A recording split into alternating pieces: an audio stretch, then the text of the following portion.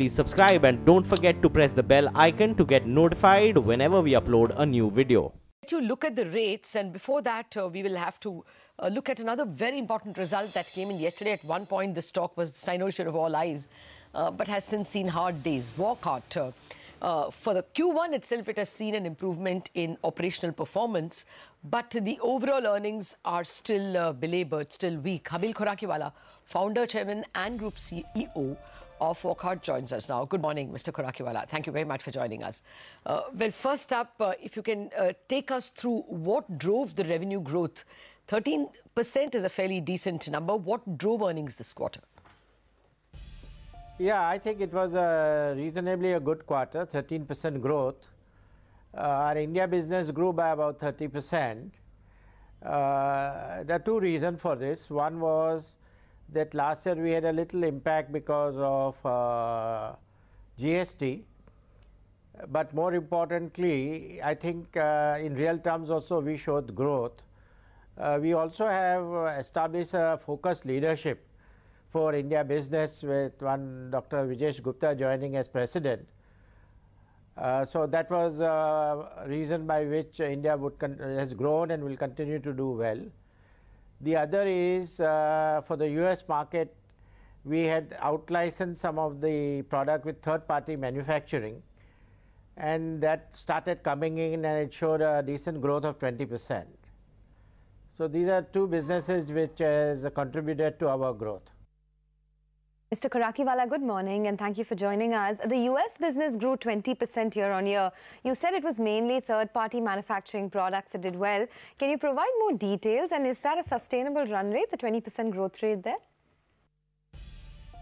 Yeah, of course, no, it is not only sustainable, this growth, but as more and more products will come out of third-party manufacturing, we should show a healthy growth in the US.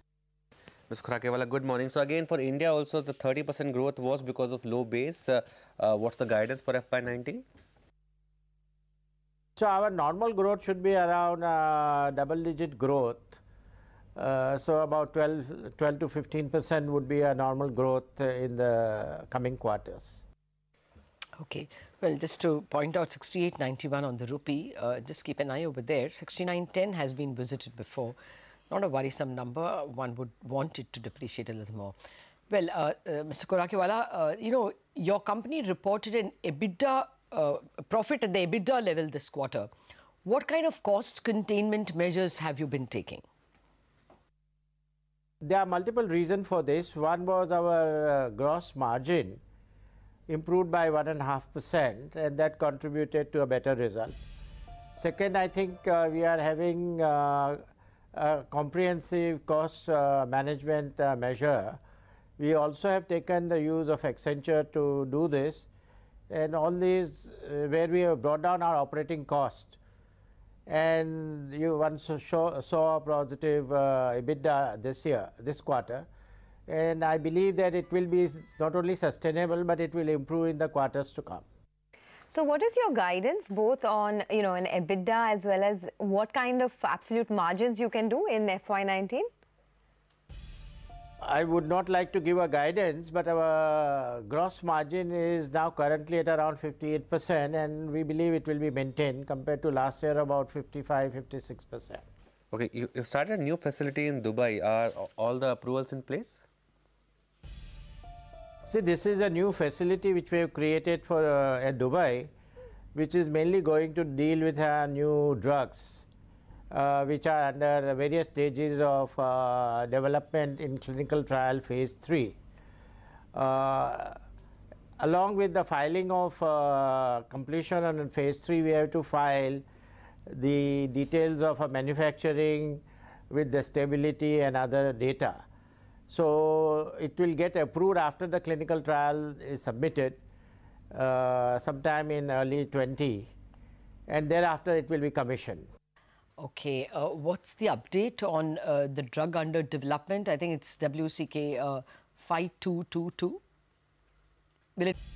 This 5222 we are developing the drug in at phase 3 clinical trial. It is entering, and it is getting manufactured at the facilities in Europe, in Italy and Spain. Okay, reports also indicated that the company is looking to hive off some assets, such as the company's API plant as well. Can you tell us where things stand currently? We are not planning to hive off any of our assets. Okay, Mr. Khorakiwala, what is the update on current US FDA issues at your key plants like Waloj and Chikalthana? And if you could give us an update on that. We appointed a president for quality on a global basis recently, Dr. Rajesh Kapoor, and we have been in interaction with FDA, and we believe that we would be focusing on one facility at the beginning, which is our biotech facility where we manufacture solid dosage form, and we should be able to offer that for inspection sometime later this year.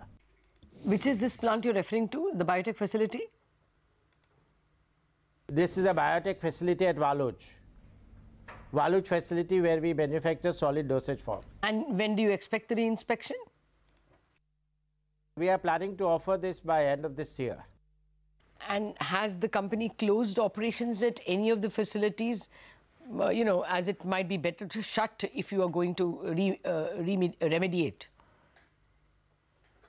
No, what we have done is we have suspended operation of one of our facilities to manage our cost for the time being, and we will take a call once our facility starts getting approval, and that is our Chikalthana facility.